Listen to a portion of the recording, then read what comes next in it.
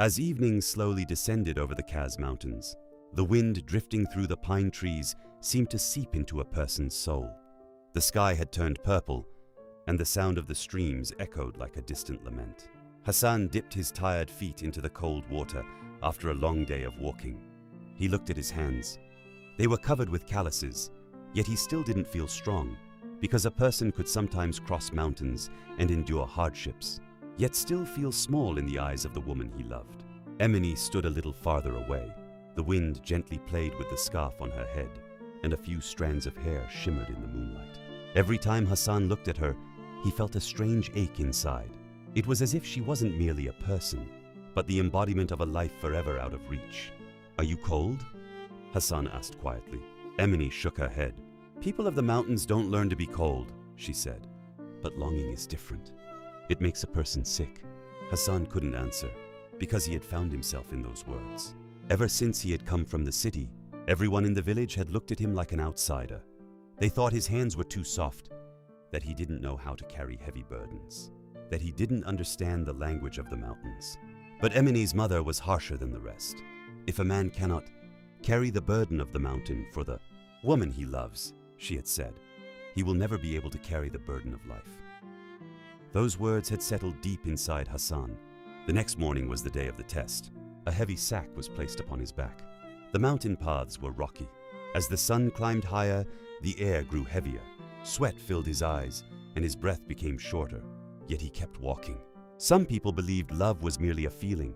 Hasan was beginning to learn that loving someone sometimes meant suffering. With every step he thought of Emily, the small life they could build together. Perhaps they would have a stone house beside a stream. Perhaps they would have children. Perhaps they would be poor, but they would grow old beside one another. Sometimes a person could survive by holding on to nothing more than a dream. But the mountain was merciless. As the road stretched on, Hasan's knees began to tremble. His fingers went numb. The weight on his shoulders felt as though it were tearing into his flesh. Even breathing became difficult. He stopped beside a rock. Below him, he saw the rushing water foaming through the gorge. For the first time, he felt fear. Because when a person realizes that he may never be enough for the one he loves, a silent darkness begins to grow within him. Hasan collapsed to his knees. He looked up at the sky. Birds were passing overhead. The world continued moving forward. But inside him, hope was slowly breaking apart. "I can't do it," he whispered. His voice disappeared into the wind. When Emine came running from the distance, there was something different in Hasan's eyes. Not exhaustion, the silence of a man who had already given up. Emine dropped to her knees beside him. "A person's strength cannot overcome everything, Hasan," she cried. "I never asked you to become a mountain, but some words arrive too late to save a person." Hasan lowered his head. "I wasn't enough for you," he said. That night, the mountain was silent. Even the sound of the stream seemed ashamed to be heard. When morning came, Hasan was gone. Only his footprints remained by the water's edge, and inside Emine, a void that would never heal for the rest of her life. Years later, people would call that stream Hasanboğuldu, where Hasan drowned. But in truth, it was not only a man who drowned there. A hope, a love, and every dream that a person buries within himself, when he feels inadequate, had drowned as well. Years later, people began calling that stream Hasanboğuldu, where Hasan drowned. But as time passed, and the story was told from one generation to the next, everyone eventually began asking the same question. Did Hasan truly drown in the water, or was the feeling of inadequacy growing inside him, a deeper abyss than the stream itself?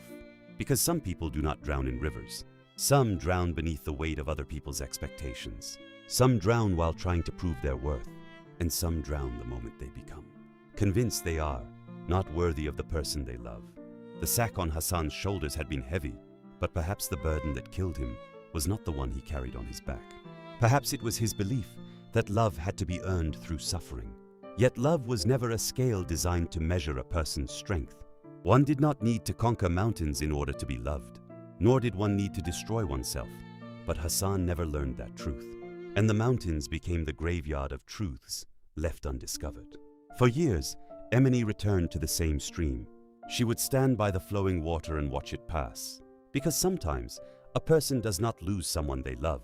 Sometimes they lose every life they could have lived with them. And that is what hurts the most. One day, silver found its way into her hair. The years carved their lines into her hands. But the stream remained the same. The water was still the same water. Only Hasan was gone. Perhaps that is life's greatest tragedy. Some losses are never forgotten. People simply learn how to live with them. And while the wind of the Kaz Mountains continued to wander through the pine trees, Hasan's name lived on in the sound of the water. From that day forward, those who passed through that place did not hear only a love story. They also learned what can happen when a person is forced to carry burdens heavier than the human heart was ever meant to bear. Because the story of Hasanboğuldu is not merely the story of a man's death. It is the story of a life that begins to slip away the moment a person starts believing that he is not enough.